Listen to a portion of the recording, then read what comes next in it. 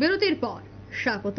দেশে 4 দফার ভোট ইতিমধ্যে সম্পন্ন, আরো 3 দফার ভোট রয়েছে।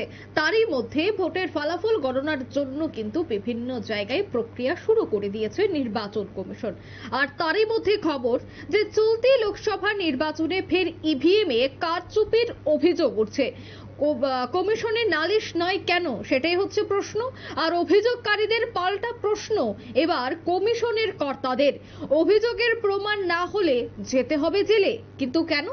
সেই প্রশ্নের জবাব জানবো। টেলিফোন লাইনে রয়েছে নিউজ ভ্যানগার্ড প্রতিনিধি সুপ্রীতি মুখার্জি। সুপ্রীতি, প্রত্যেকেরই জানা যে যখন কোনো ধরনের অসুবিধা হয় নির্বাচন চলাকালীন বা কোনো অভিযোগ দায়ের করতে হয়, তবে সেক্ষেত্রে নির্বাচন কমিশনের দ্বারস্থ হতে হয় বা নির্বাচন কমিশনের নালিশ জানাতে হয়। কিন্তু এখন বলা হচ্ছে যে অভিযোগের যদি প্রমাণ না পাওয়া যায় তবে সেক্ষেত্রে অভিযোগকারীর বিরুদ্ধে জেলের মতো সাজা হতে পারে।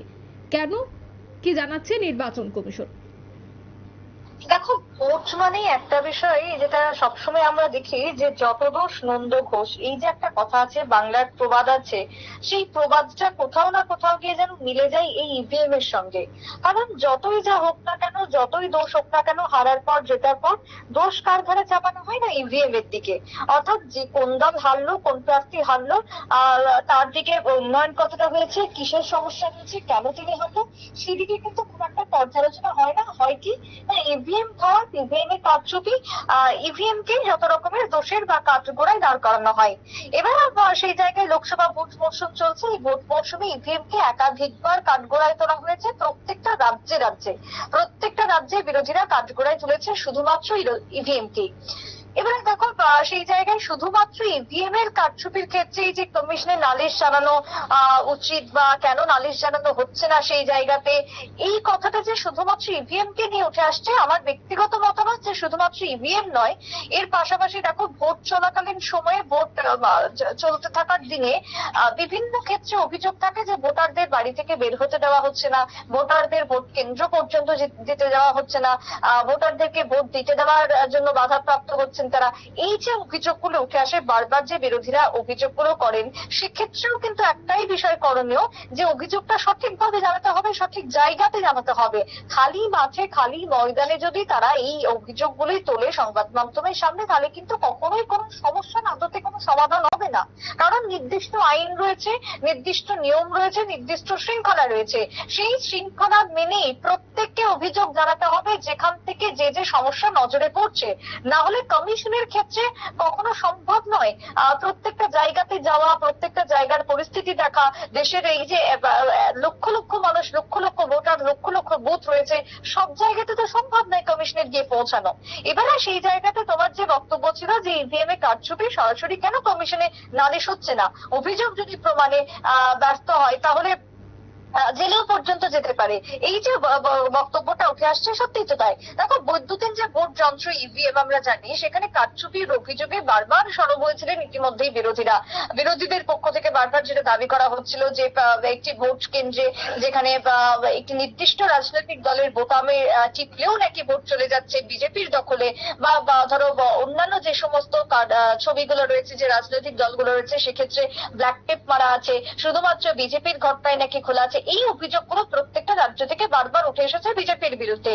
চলতি লোকসভা ভোটে এর আগেও বিভিন্ন সময় প্রচার মঞ্চ থেকেও সরব হয়েছিলেন রাজনৈতিক নেতা নেত্রীরা।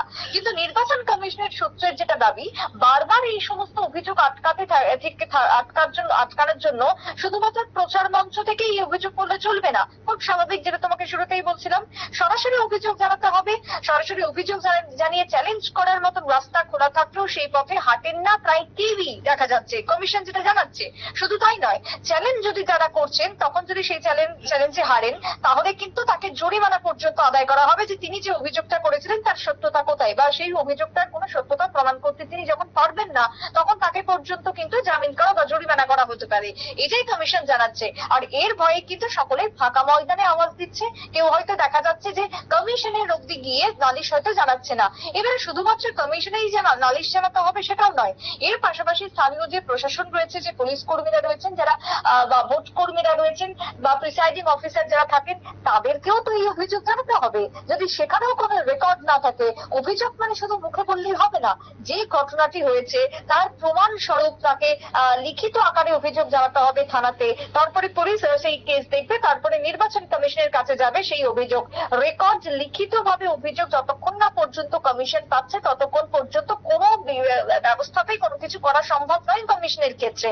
আবার অন্যদিকে যে অভিযোগ করছে তাকে এটাও মানতে হবে যে নিছকই রাগের বশে বা নিছকই সেই জায়গাতে শত্রুতার বশে বিরোধী রাজনৈতিক দল দেখে তাদের উপর যা খুশি তাই অভিযোগ দিয়ে দিলেও কিন্তু চলবে না। নির্দিষ্ট দলের বিরুদ্ধে কি অভিযোগ করা হচ্ছে সেটাকে ভাবনা চিন্তা করে তারপরে অভিযোগ তুলতে হবে, না হলে আখেরে বিপদ কিন্তু হবে সেই ব্যক্তি বা সেই দলের নির্দিষ্ট ভাবে। কমিশন কিন্তু কখনোই কাউকে ছেড়ে কথা বলবে না, এটাই কমিশন দেখাচ্ছে বা এটাই কমিশন বলতে চাইছে। কারণ বর্তমান ভোট মৌসুমে দাঁড়িয়ে নিরপেক্ষতা এবং স্বচ্ছতার মধ্যে যাতে দেশ জুড়ে লোকসভা ভোট সম্পন্ন হয় তার জন্যই এই ক্ষেত্রে তোমার কমিশনের পক্ষ থেকে কড়া হুঁশিয়ারি দিয়ে দেওয়া হয়েছে।